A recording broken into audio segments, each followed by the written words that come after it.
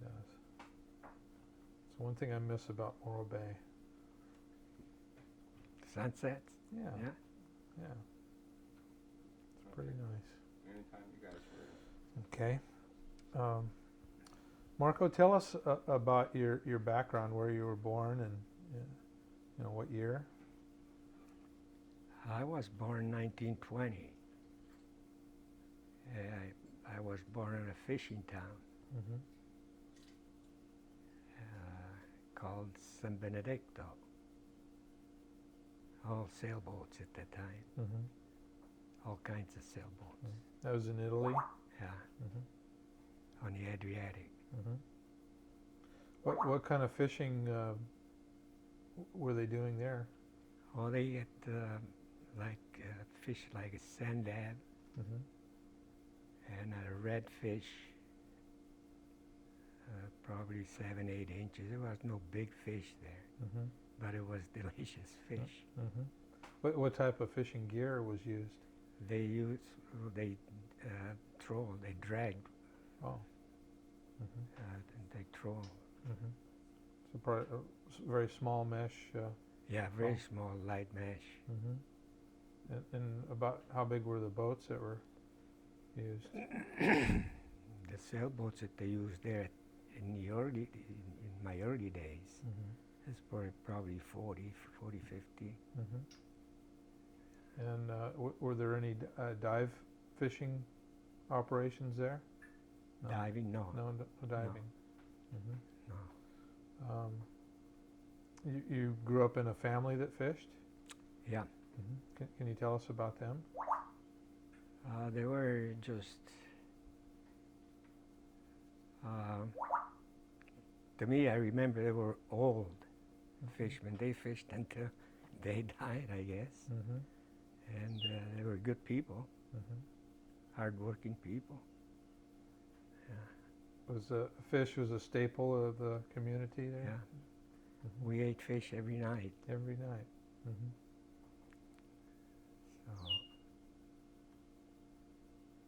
So. And tell us about coming to the United States. How did you end up coming to the U.S.? Well, my dad was here. Oh. He fished Alaska. Mm-hmm. They went up on the Star of India. You know the Star of India? I've heard of that, yes. It's in San Diego. It's a museum. And they started in San Diego, and get fishermen out of San Diego, and then they go up to San Francisco and get some more fishermen. Oh. And then I think the last stop was Astoria. Mm-hmm. How many crewmen aboard the Star of India? Oh, I don't know. They had to sail the boat, and then they fished with skiffs, gill nets. Oh. They only fished not very long. I don't know if it's a week or 2 weeks, but in those days it was a lot of fish up there. And the fish went back to the Star of India, and they canned everything in the Star of India. Oh, it was a canning ship as well. Right. How large a vessel is that? Well, how long do you think that was? You remember? It's very big. Maybe You saw that, 200 didn't you? feet. Oh, yeah. Probably 200 feet, maybe more. Yeah. Mm-hmm. It's huge. Sailboat it was. 200-foot sailing ship. Yeah. Mm-hmm. And how long did your father work on the Star of India? Well, he didn't work. They just went to Alaska with it. Oh, I see. And when they got back to San Diego, I don't know if they came back with the boat or I imagine they must have came back with the boat. I think there was about 3 months altogether because it took a long time to go up there. Yeah. And what were you doing during that time? I wasn't here. No, you weren't here yet. No, Oh, I wasn't there yet. you were still in Italy? Yeah. Uh-huh. I came here, I was about 14 years old. Did you go to school in the United States? I went to school maybe a week. A week. I couldn't speak. Oh. So I went fishing. And naturally, they were looking for me to go to school, but I was in Mexico. Oh, So I see. they didn't look too much after that. How did you come by living in the Galapagos Islands? I didn't live there, I worked there You worked there. on boats. Mm-hmm. My first trip there was on a 150-ton boat, ice boat. Mm-hmm. So we iced fish. I see. And it was a pretty tough life, but I enjoyed every bit of it. Did you? You were still a young man then? Yeah, that's when I in your did lot. teens? Yeah, I was in my teens, 17 years old. 17. And that's when you had to dive Oh. with no helmets. And there was some boats that had helmets, that they turned the pump Mhm. with the wheel. I see. But I did all free diving And why were you diving? for the nets to get caught on the coral. There's a lot of coral down there Mm-hmm. and rocks. Was that difficult work? For me, it was fun, Oh. always. What did you have any type of goggles or anything that so you No. could see? No goggles. No, Swim fins? no, No fins. no. Just you and. I never saw a swim fins or anything in those days. So just you holding your breath and. Yeah, And what kind of depths were you? diving? anywhere from 10 feet to 15, 20 feet Mm-hmm. sometimes. Well, probably a very important job. It was, because without the bait, you're not going to catch any fish. Right. So you were fishing for bait, for the larger Live bait, live bait. right? We kept all live bait on the boat. And was that easy, catching bait? Oh, sometimes it's easy and sometimes it's hard. But we always managed to get enough bait and fish with. Can you give us an example of when it was hard? Well, sometimes the bait is hard to get because some kind of a bait is more lively, swim faster.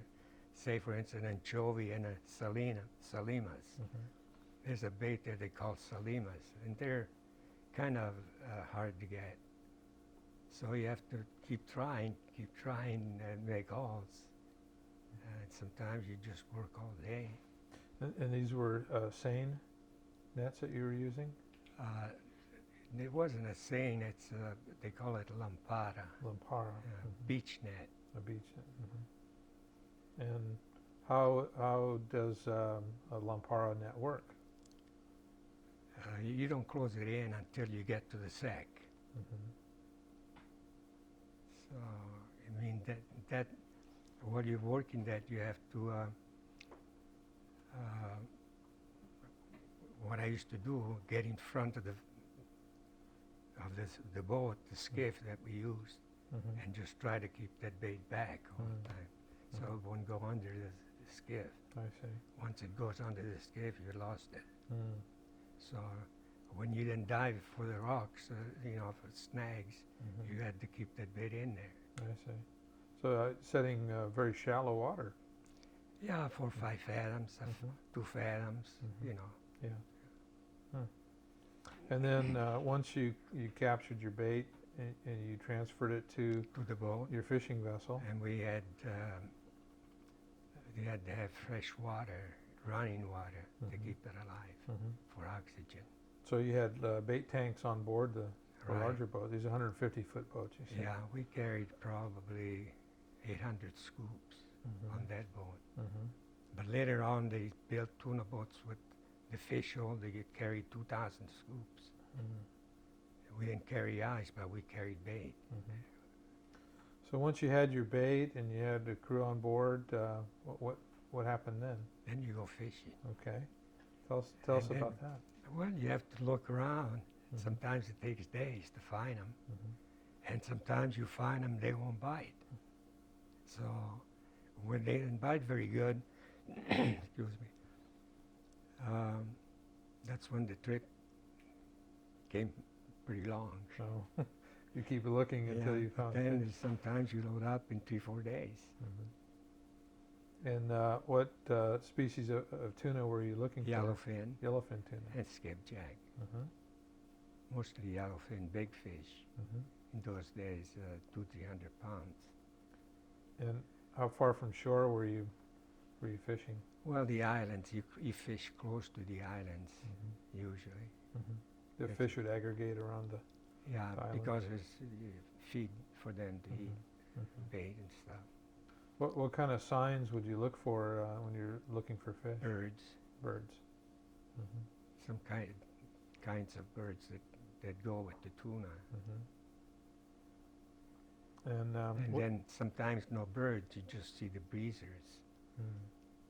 And you gotta know what you're looking for. Mhm.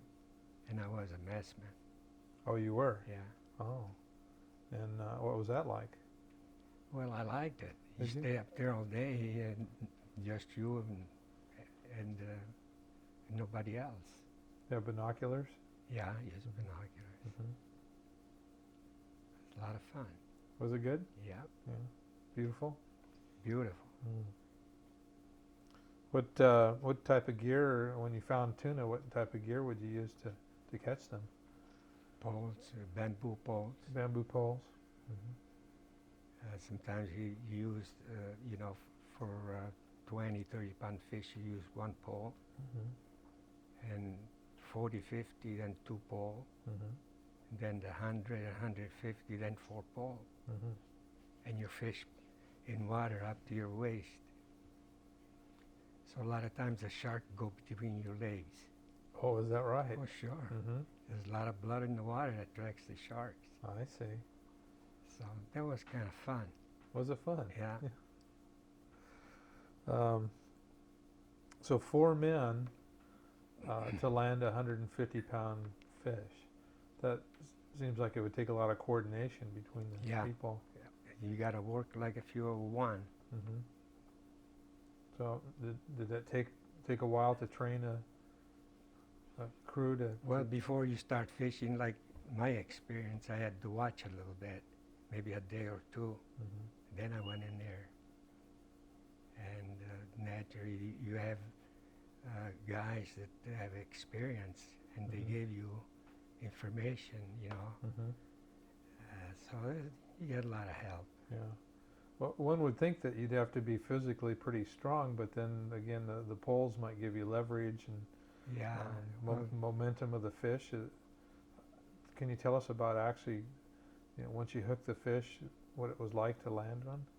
Well, first of all, you have to be concentrate. You have to look at the fish when you catch it. You got to get his head out of water, otherwise you go with him, and that happens. First time I went over with 4 guys, and I hanged onto the pole. But he finally just kicked his hook out of his mouth, and I came up. But I like to swim, so it was no big deal for me to go overboard. This apparently is one of the hooks that you used. Well, this they call this the squid. The feathers go here, and and in the water it looks like a squid. Mimics sometimes, a squid yeah. jig. So, and no barb. Yeah. So when you catch the fish, and you slack on it a little bit, this will come off, and the fish will drop in the boat while it's over your head. That's when you do squid fishing. It's fast fishing. Yes. That's when you have a lot of fish on the surface and they're just Right. essentially biting at anything. Right. And you weren't using bait then. Did you chum with the bait? Oh yes, you have to throw bait in the water to keep the school close to the Nice. boat. Okay. And you had separate people to provide the chum? There's usually 2 guys on top. Yeah. You probably didn't call it chum. Yeah, you chum the bait. Okay.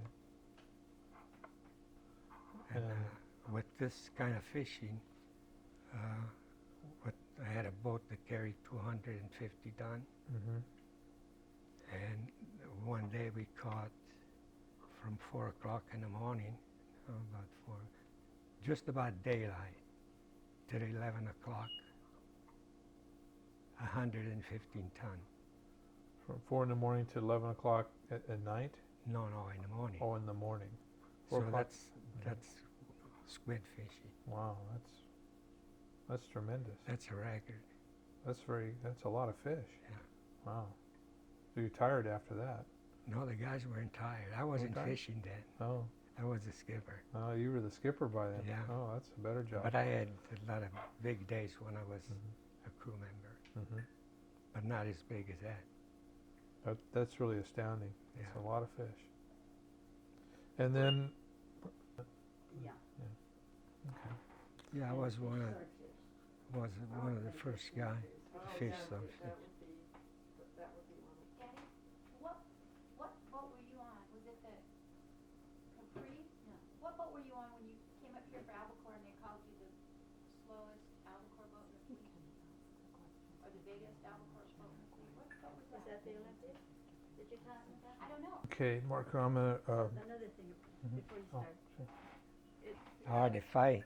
I can remember a trip that happened. There's a lot of things that went on that didn't, right, you know. Mhm. It's pretty hard for Steve's doing a real good job of keeping you on track. for me to He remember. does hold a lot of records for the best, the shortest trip. He made a 10-day trip with the 140-ton Notre Dame, went out, discovered a new point, got the fish, nobody else could find it, Mm. got the fish and was back home. They loaded up in 4 days. Took them 4 Mhm. days to get there. Mhm. They loaded up in 2 days. 4 Right. days to get there, 4 days to get back. In 2 days, they got 140 tons of fish. Mm. Well, are we rolling? Yep. Okay, I wanted to just resume here. You mentioned a trip with 150 tons of what type of fish was that trip? You mean the one that 250? The Olympia carried 225 ton, Mm-hmm. Okay. and that's when I think that was a record Mm-hmm. for 115 ton in Mhm. that many hours. And those were what kind of fish? Albacore. Those are albacore. Yeah, So, and they delicious. were all 13 pounds, Mm-hmm. as if they came out of a mold. Really? Oh, Right. not real big for albacore. No, that was fast fishing. Yeah. Tell us about the racks that you would fish out of. You mentioned earlier being in the water. Well, the racks you lower them in the water, where the rail of the boat is, where they sit on that rail, Mhm. part of it, and then they have chain attached to the boat, Mm-hmm. so that you stay there about maybe 2 feet.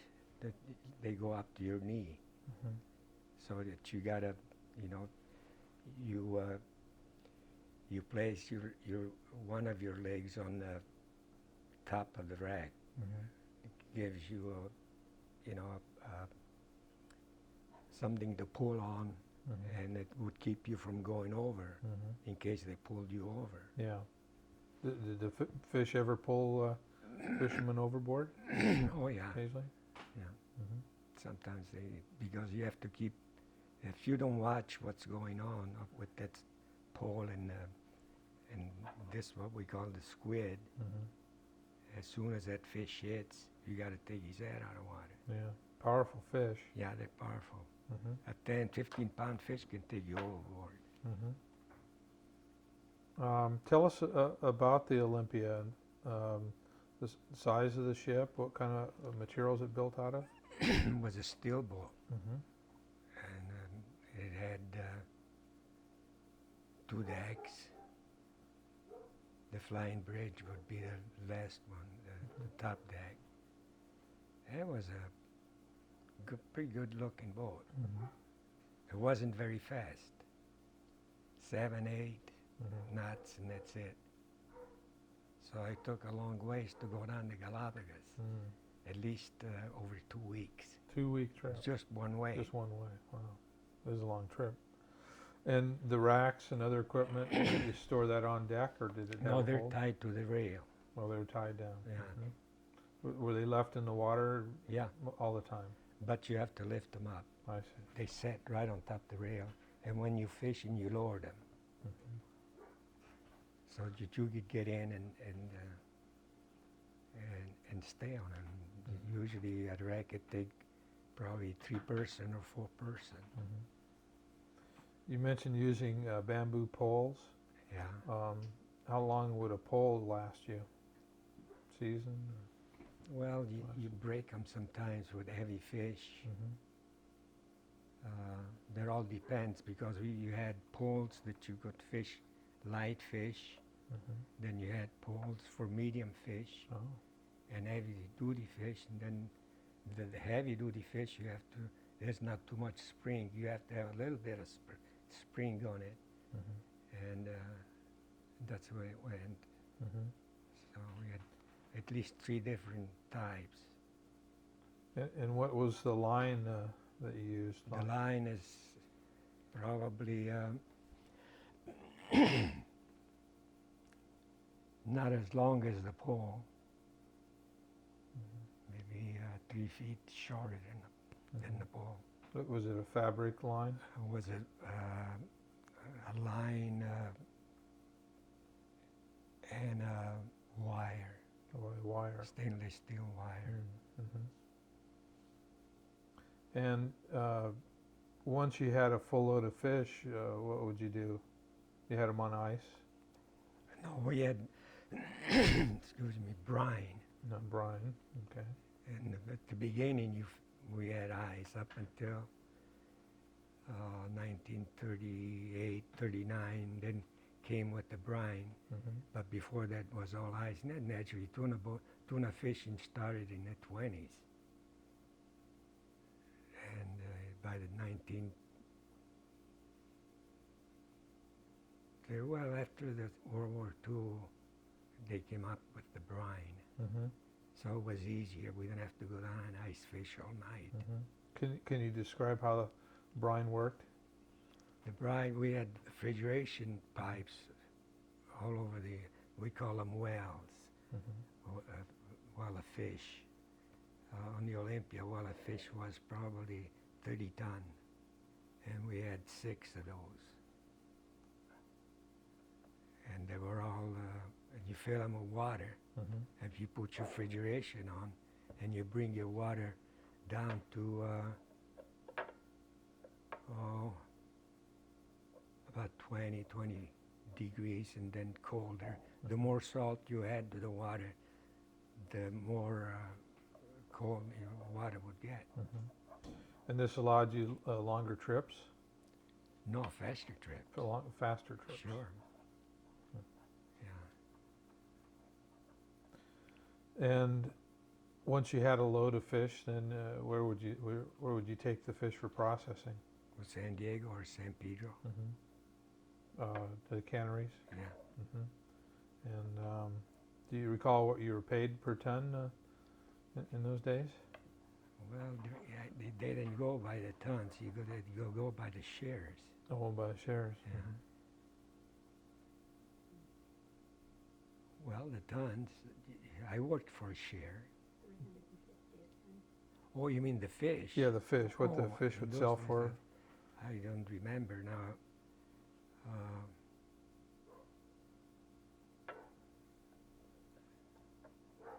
700 a ton?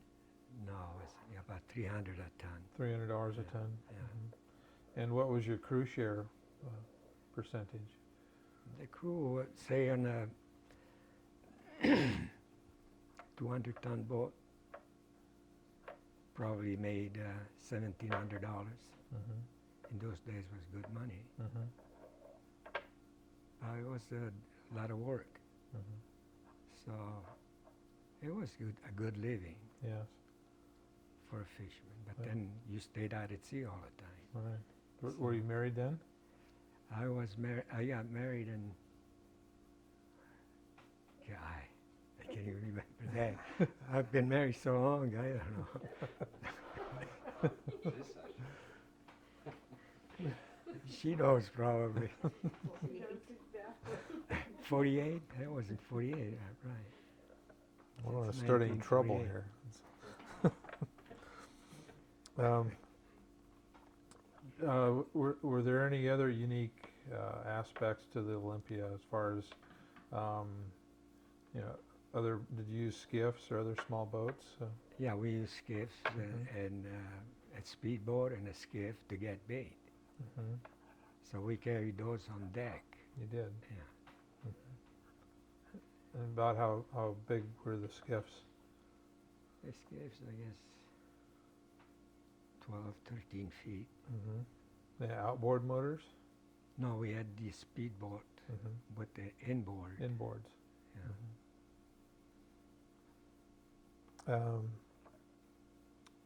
What other fishing did you do between San Diego and the Galapagos? Did you fish halibut as well? No, Didn't fish halibut? I fished halibut. My first boat that I fished on was a halibut boat. Oh. Was a gill net. Mm-hmm. We fished in Mexico. Oh, in Mexico. Mm-hmm. And when did you fish in Mexico? You recall? 1934, 35, Mm-hmm. 36, Mm-hmm. and then 1937 I think I got a job on a tuna boat. Mm-hmm. So that was before you fished tuna. Right. Mm-hmm. Did you like gill netting? Well, I like all kinds of fishing, Mm-hmm. but tuna, I think I like that the best. Yeah. Yeah, that must have been exciting. Yeah, it was exciting. As a young guy. And you travel all over the South America and all over the countries, all the way down to Panama. Yeah. Did you have any great adventures while you were on those trips? Oh, I don't know. We had adventure when we hit the ports. Oh, and you For got fuel, into. because a lot of times you, Uh-oh. Who's that? Apologize. Steve? Yeah. Let me just. I should put that in the other room. You ready? Rolling. Tell us the story, please, about stowing away on your grandfather's ship. well, I was little, Mm-hmm. and I always loved to go fishing, especially sailboat. And I used to hear stories every night from my grandfather, and I could hardly wait to go fishing. And I used to put some tricks, Mm-hmm. go in there nights before they went out, Mm-hmm. and be a stowaway. And naturally, I caught hell for it too. You got hell for that. I used to get quite a bit of beating on you know where, Mm-hmm. from my mother and my grandfather. They didn't want me to be a fisherman. They didn't. No. Oh. And how come they never caught on to your tricks? Well, maybe they forget from Oh. time to time. Oh, I was hoping anyway. Mm-hmm. I got away with it Yeah. a couple times anyway, And what motivated you to do that? because I wanted to be a fisherman. I You wanted wanted to to. see Mm-hmm. how it's done. Mm-hmm. All I used to hear from my grandfather is fish stories. Mm. You know, these guys fished all their lives. They didn't go to school, Yeah. and that was their lives. So when they came home, there was another story, Mm-hmm. and every day was another story. Mm-hmm. And you love the stories. Yeah, you grow up with it, and you figure you're part of it, Mm-hmm. and I'm still part of it. Yeah. Oh, that's a great story in itself. Yeah. How old were you when you started playing these tricks on them? Oh, I must have been maybe 8 years old, 9 years old, something like that. Mm-hmm. And when you did go to school, were you a good student? No, I had fish in my mind. Yeah. No, I wasn't a very good student. Mm. Well, I learned how to read and write, Mm-hmm. so then I had to do it over again over here. You did. Yeah. How did you end up in Morro Bay? I like Morro Bay. I used to travel this coast, fish swordfish all the way up to Washington. And I fished albacore up there, as far as the Charlottes. Mm-hmm. I think I was the first bait boats ever to go up there. What type of gear did you use for swordfish? I had a gill net, Oh, mm-hmm. about a mile long. Mm-hmm. There was no swordfish boats here when I came here. When did the drift gillnet fishery start in California?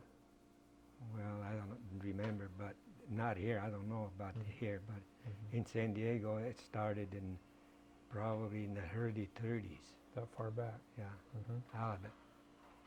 Because a drift gillnet today essentially what you're using many decades ago, correct? Probably. As far as the length of the gear, the 1 mile. Yeah, that was the law, Standard. 1 mile, yeah, Mhm. And, for swordfish. mhm. How does a drift gillnet work? Well, you lay it out at night, and you got buoys all over the net to keep your net at a certain depth, Mm-hmm. so that boats don't go over it and get tangled and things Mhm. like that. Mm-hmm. And you have buoys probably every 50, 60 feet, 80 feet, Mhm. something like that, all along, so it keeps the net even. And you drift with it from in the evening until morning, Mm-hmm. and that was it. Mm-hmm. And about what depth does Well, your net reach?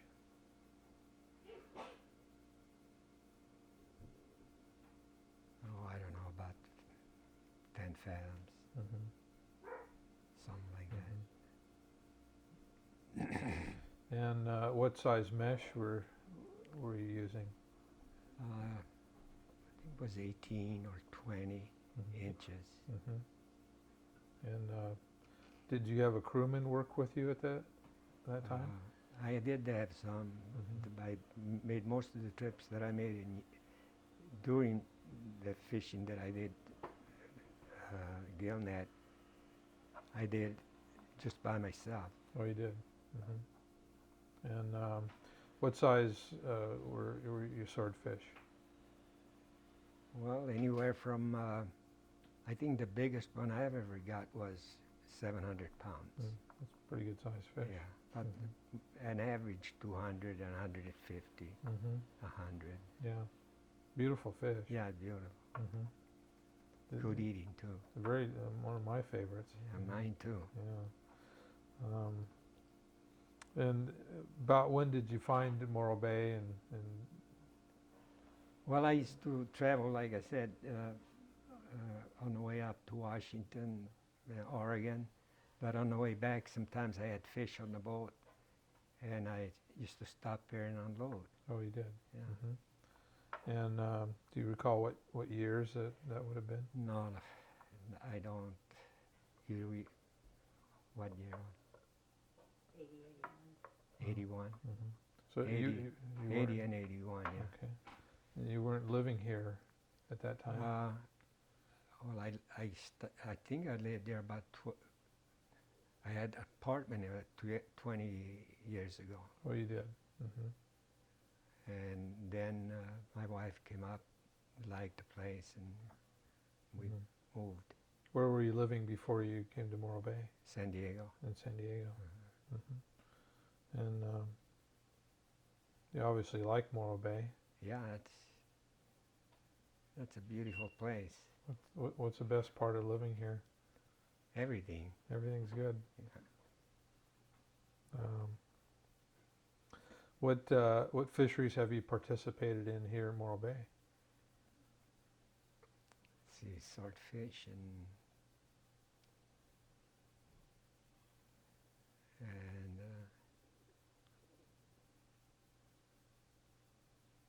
salmon. Mm-hmm. That's about it. Did For you me. ever fish set gill net here? No. No, didn't. And I understand you're getting ready to fish salmon again in 2001. Hopefully. Yeah. And at age 81. Right. That's sounds pretty good, Yeah, it sounds exciting. is it? Yeah. Gonna be a good season? I hope so. Yeah. Salmon seemed like the salmon just gotten better the last few years. Is Yeah. that me or the fish? Yeah, better? I think so. Yeah. Last year was a good year. Uh-huh. They seem to be very very healthy. You know, as a stock around this area. Mm-hmm. Do you agree? Yeah, I do agree. Mm-hmm. And will you be fishing with a crewman this year? No. No? By yourself? Well, you gotta, Steve, you gotta figure, I used to run boats with 10, 12 guys, Mm-hmm. and you know, it's never a happy ship sometimes. You know, you got a couple of guys that kind of, you know, but when I go by myself, I'm in heaven. You're in heaven. I don't have to worry about nobody. Well, I can appreciate that. What's the most interesting thing you've ever seen while you were fishing? Can you tell us a story about, you know, encounters of any kind, or unusual, or fantastic? I can't think of any now. Never no whale stories. Unless my wife can remind me of some. About storms. Well, yeah, storms. I mean, everybody goes through rough weather, I guess, if you're a fisherman. Mm-hmm. Um, Something that you want to pay attention to. Do the new electronic devices? Oh, that's really helpful. really good. Yeah. Weather facts. and Yeah, things you like get everything today compared to the old days. Mm-hmm. You were blind, that. Mm-hmm. and you didn't know when things, you know, rough weather, nobody knew. Now it's a lot better. Mm-hmm. So technology has made fishing safer And better. and better. Mm-hmm. Yes. Can we ask about the boat that he fished out of when he first came to Morro Bay? Okay. Tell us about your boats that you've had here in Morro Bay. It was the boat called the Caprice, Mm-hmm. steel boat, 48 feet, Mm-hmm. 49, something like that. And it was a nice boat. Beautiful boat. Yeah. How long did you have the Caprice? Uh,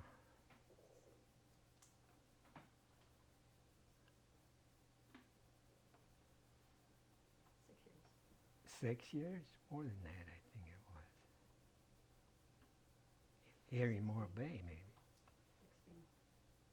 16 years. Mm-hmm. So you fished the boat continuous for 16 years? Mm-hmm. Mm-hmm. I fished Mexico too with that boat. Oh, you did? Yeah. Mm-hmm. And how about the boat you have now? Oh, the boat I have now just fish Morro Bay and maybe up the line a little ways. Mm-hmm. That's your salmon Monterey, boat? yeah, Mhm. a salmon boat. Mm-hmm. So I guess from now on I'll probably stick around here. Yes. What's the name of that boat? Nylisa, Lisa. that's my wife and daughter. I See, see. I had to put up both together. Mm. Did you christen the boat with a name change? Did we? No, I guess No, we didn't. but it's okay.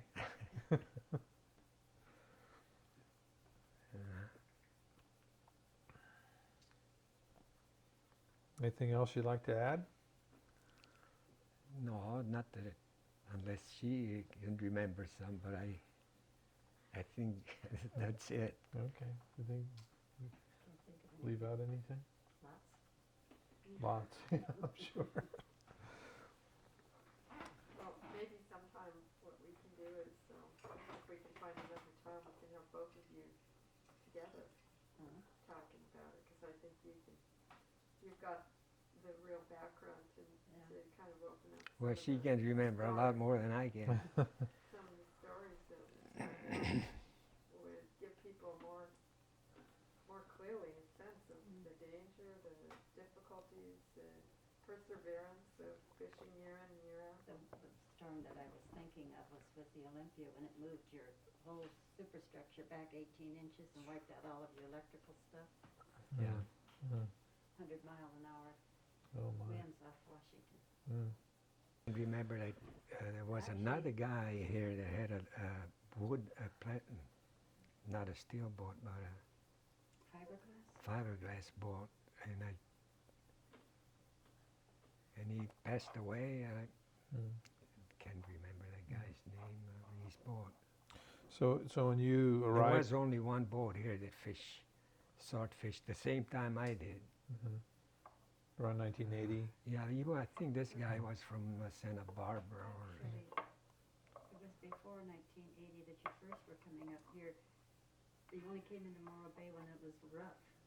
And then you go back and unload your fish in San Diego, turn around and get fuel and come up here and use all your fuel to get here back and forth. And when you were in here one time, you had some swordfish, so you asked the guy, the Garamore, if he would buy it. And he was happy to have you, so then you started working out of here. And that would have been Well, that wasn't the guy, right? 1980. There was. Do you remember that the guy that had the other one down there now, where Oh, Sandy. Oh, no, Sandy it's was? Sandy But there Wilson. was another guy there. That Steve. owned. It was Steve. Yeah. I can't Steve, remember what was his name. his It had a big red boat. Big red dragger. Yost. Yes, Yeah. Who? Steve Yost. Is that Is that right? who it was? Well, he owned the market, and he had a big Red drag boat. Mm-hmm. The one that sunk. Red. Yeah. Yeah. Yeah. I think that was Yost. Yeah. What was his name? Steve Yost. Yours? Mm-hmm. Yeah, he's the first guy that when I unloaded here in Morro Bay. Oh, so he was fishing swordfish early on. Me. You You. were Yeah, fishing Steve swordfish. had a drag boat. Oh, on yeah, it, that's right, And he dragger. owned the market. Right. And you unloaded for him? Yeah, I loaded for him. Mm-hmm. Okay. But that was for about you So were you know fishing anything. up out of here for 2 years probably before you came Yeah, up but here. Giovanni here didn't have a market then. Oh, he might have had one Down up here on Main Street. Mm-hmm. No, it was Breb's. Yeah, It down was there. Breb's okay. then. Yeah. but, On Main Street? No, where Where Oh, where? Giovanni's is where now. Giovanni- Yeah, right. No. But he had a market on Main Street yeah, that's right. where, And you fished. That's for- right, you just up still the street fished from again me. for a right, Yeah. that's right. Yeah, that was Central And Coast. that's why I used to Yeah. unload there. Oh, okay. Not there, but they unloaded on the Mhm. dock and then took it Mm. over the market. So maybe we could tell that story Okay. and talk about when you first came here, how many boats were fishing here, you were the only sword fisher, and then with There was markets. a lot of drag boats.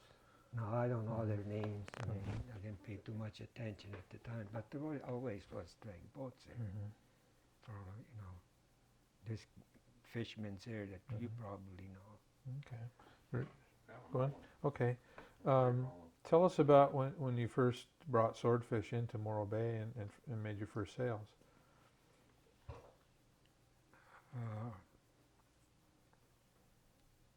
Well, I just sold swordfish. I was probably the first guy.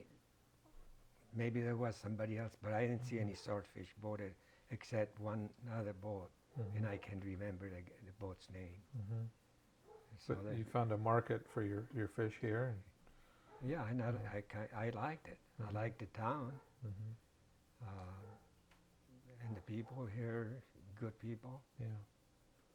and good workers, good fishermen. Uh-huh. And who did you sell your fish to initially? I sold to I can't remember Steve Yost. Steve Yost, yeah, Mhm. right, Mm-hmm. And Mike And- DeGaramore too. and the Garymore. Mm-hmm. And they were happy to have your fish. I guess. Mm-hmm. I was happy to sell it anyway. Yeah. Yeah. So you didn't have to take it back to San Diego. Right. Yeah. But yeah, and that was the beginning. I thought that I would live here, Mm-hmm. and I decided that I was going to live here. Mm-hmm. So And that's been, it's been about Good. 20 years. yeah. Yeah. Well, you have a beautiful home here. Yeah, we enjoy it. Yeah. How long have you had your home? How long ago was that? 84. No. 84? Yeah. Oh, so you got a little piece of heaven here. Yeah, Great. that's right. Yeah. When I first came here, I lived just by the post office. Oh, yeah, a little apartment by Yeah. the post office. Mhm. Right. There was another fisherman that owned that, so. Oh. Mm-hmm. Matter of fact, when I came here at the time, the guy didn't know what I was fishing for. Mm-hmm. And I told him, and he wanted to talk to me, so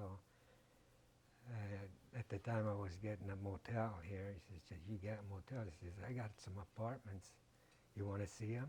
Mm-hmm. So I went and got one of his apartments. Oh, uh-huh. And how about the other, the rest of the fishing fleet here at Morro Bay? You know, is it a friendly port? You know, Yeah, make a lot of friends here, yeah. Good friends. good friends. And, what do you think about the state of fishing today?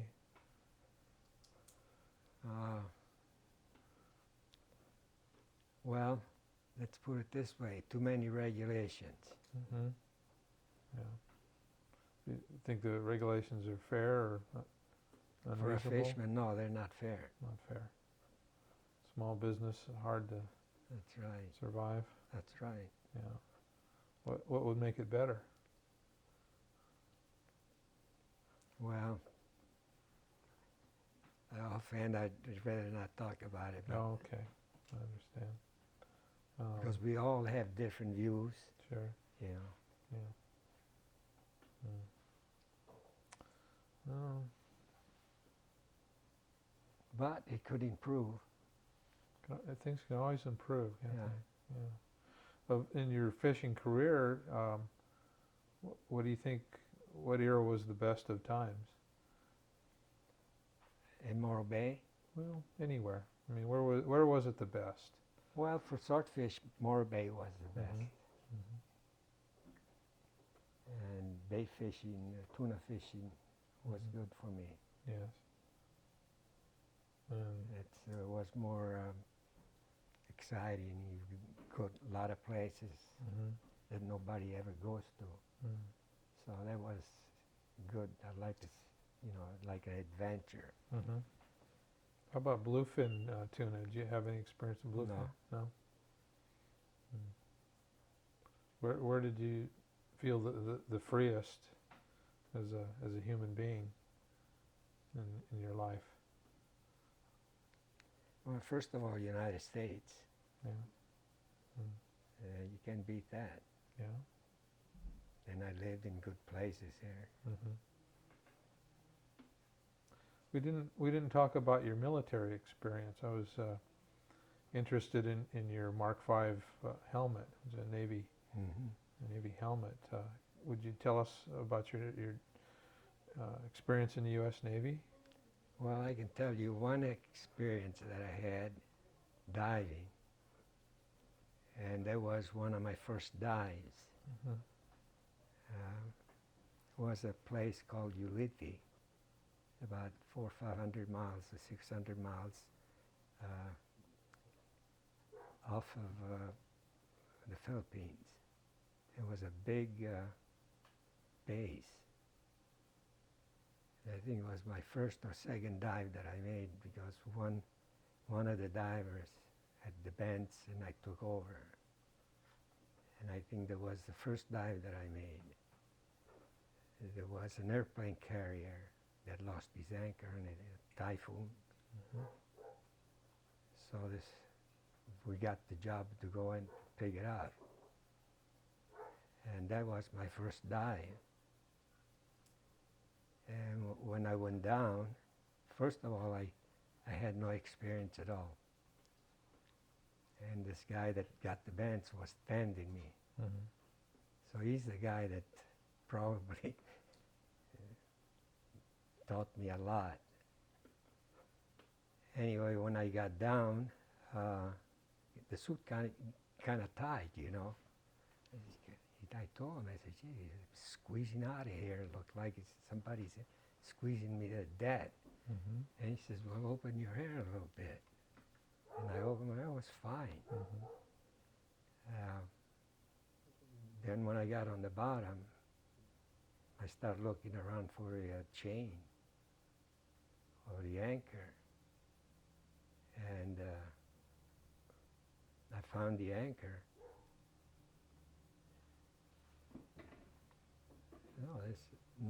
I'm going ahead of things there. Oh yeah, well when I landed, I didn't land on the chain or the anchor. And the guy says, well, what do you see? Oh, I see a lot of electrical wires and there's something here made out of steel, but it's not an anchor. And the guy says, get your ass out of there. There was an anchor of mine. Oh, it was a mine. And it was, well, if it wasn't a dud, I wouldn't be here today. Oh, gee. Wow. So they pulled me up. Mm. And for some reason, I tied it on the part of the thing there when they wanted to see what it was. And when they pulled it up, and the skipper says, drop that. That was my first experience diving My. in the Navy. Mm. So how is it that you came to be a Navy diver without being trained? Well, I was on the sub chaser Mm-hmm. for about 9 months, and when we got back to Honolulu, I was transferred to a sea-going rescue ship, Mm-hmm. and the skipper asked me if I wanted to be a diver, Mm-hmm. and I told him yeah. So he says, tomorrow you go on one of the ships over there and they'll put a suit on you and you go down. Mm-hmm. So I did that, and they put the suit on me and I started going down. I landed on the ship and I stayed there maybe 15 minutes, and the master diver called and says, how you doing? I said, doing fine. And he says, you ready to come up? I said, yeah. So I went up, they took my helmet off, pat me on the back and told me I was a diver. That's your training. That's my training. And for deep water dives, tell us about decompressing from deeper water dives. Well, decompressing, I didn't know, about the guy that was on the boat. We had 2 divers, and this kid, he went down, and when he got down to the bottom, some Japanese plane came over. They knew they were going to be there at a certain time, so they had to pull him up as quick as possible. But they pulled him up too fast and he never decompressed. Mm-hmm. And he got the bends in his knees. Mm. And that's why I took over, Oh, I see. Mm-hmm. because I was the only diver left Mm-hmm. on the boat. And that was it. Did you do a lot of diving? Yes, every day, Every day. every day. Mm-hmm. Did you enjoy it? I loved it. You loved diving. Yeah. Mm-hmm. But you did not participate in a dive fishery, No, like abalone, for No. example. No. no. Um, When did you do your last dive? I was still in Uleti, Mm-hmm. and I put a transfer for a diving school, Mm-hmm.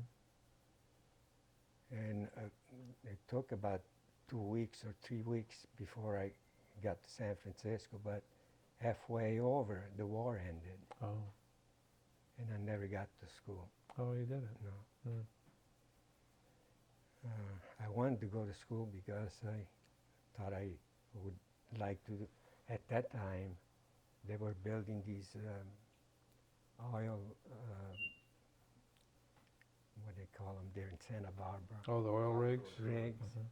Mhm. and there was, good money. Oh, yeah. And they had a diving school, Navy diving school in San Diego. Mm-hmm. And there was a base there, but at the time when I asked for it, and says, well, you're gonna, take you 2 years before you get your turn. Really? And there was a lot of divers Mm-hmm. that wanted to get in there, Mm-hmm. a lot of kids. Mm. So I went back fishing. Mm-hmm. Mm. That was it. That was it.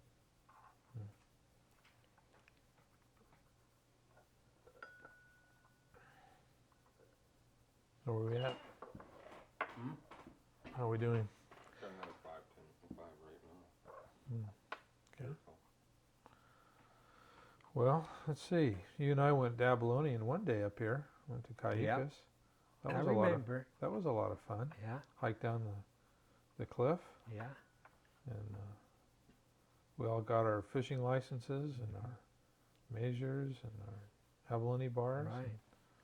You recall what happened as we were leaving the Yeah, beach we with got- all our abalones? Yeah, we were stopped.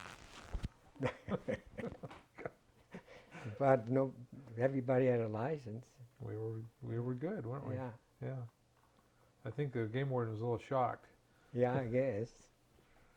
Who was on that party? Let's see, it was me and you and Kathy Novak and Was she there? Kathy. Yeah, I think Kathy and who's the other fellow? A young man named Stark, who didn't want to buy a license. He didn't want to buy a abalone bar, but we convinced him that he had to be good. He was sure happy he did. Yeah, I guess. Yeah. So, Yeah, that was fun. yeah. Did you ever clam or abalone around here on your own? Clam. Yeah. I went for clams there. Yeah. There's Good more. clams? Yeah. Do any good? We got enough Yeah. to eat anyway. Yeah. They're sure good. Yeah, we all like my wife and Yeah. daughter. They all liked it. Mm-hmm. Yeah. Well, Do you like to sport fish? I mean, just for well, recreation? no, I Oh. never did go sport fishing. Mm. And when I got time off from a fishing boat, I usually like to stay home. Are you like many fishermen that prefers a good steak? I used to, until I had a bypass. Oh. I Mm. have a question. Mhm. Where do you land the salmon that you're catching now? I sell some of mine from the boat, Most of it. most Mm. of it anyway. Any of the markets and little restaurants you sell it to the local No, I waterfront businesses? well, Jimbo. You know Jim, don't you? Mhm. The fish market. Oh. I sell to him.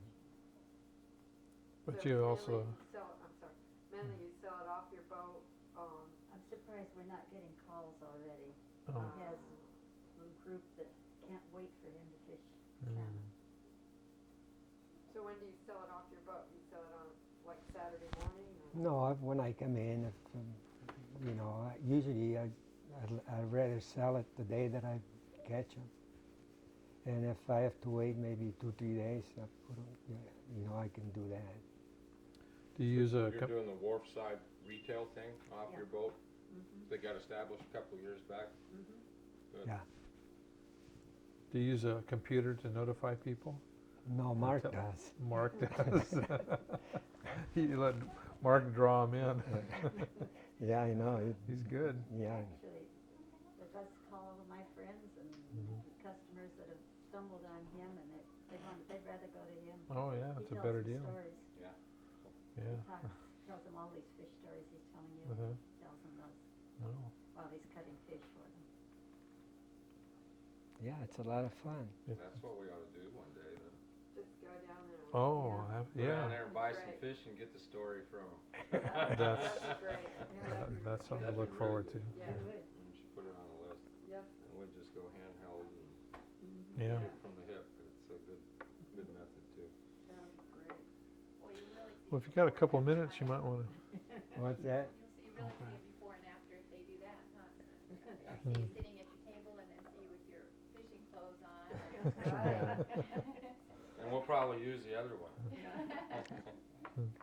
I'm surprised you didn't tell him about the Gloria Dalton, how you protected our shores Well, I don't want to go through that. Mm. when he first went into the Navy. He was the only one around who had any experience with sails. Oh. So we were being protected by the yacht, the Gloria Dalton, great big sailboat Mhm. up and down Mexican waters and San Diego and Mhm. up.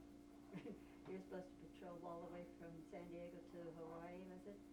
Halfway. Halfway. Almost Mm. halfway. And after the first storm, when the guy who was running the boat didn't pull in the sails, he was in charge of the sails over the captain of Yeah. the ship from then on. Yeah, when I went in, this chief boatswain mate, he was a tough guy. Never forgot his name, McDonald. Mhm. And he was a good guy, but Mhm. he liked to cuss around. When I came in, he'd blame me for all that. Mm. We ripped the sails. Mhm. And I says, that wasn't my fault, I told him. I told him that, I could tell the wind was going to come up in the Mhm. morning. You get a fresh breeze, and you get the swells. And I told the skipper, I said, he said, we got to make this.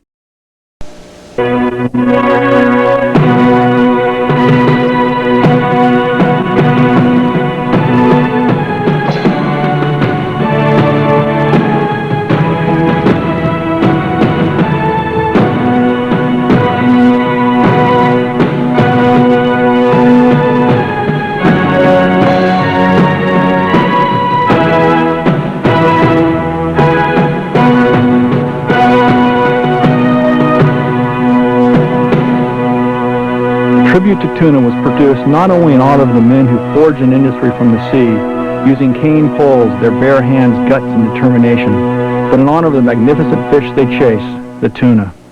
After traveling thousands of miles and spending months at sea, the feelings of entering San Diego Harbor and returning home to family and friends is an experience known to and treasured by only a few unique individuals.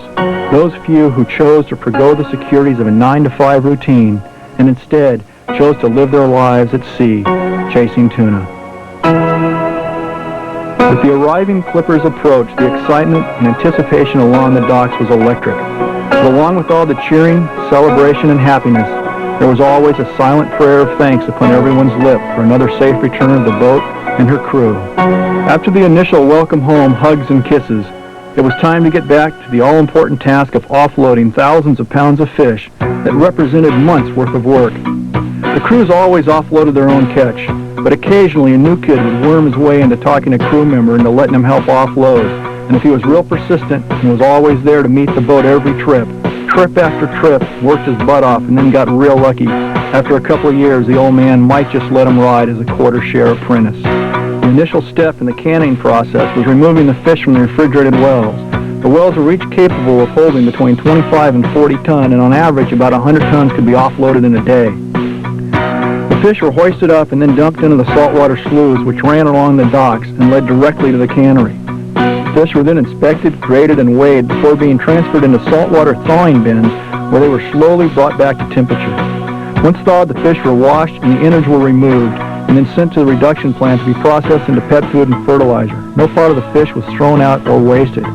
To ensure proper cooking times, the tuna were inspected and racked according to their size and weight. Cooking times ranged anywhere from 1 to 10 hours at a preheated and precisely controlled and maintained temperature of 218 degrees Fahrenheit. Each giant individual oven or cooker was capable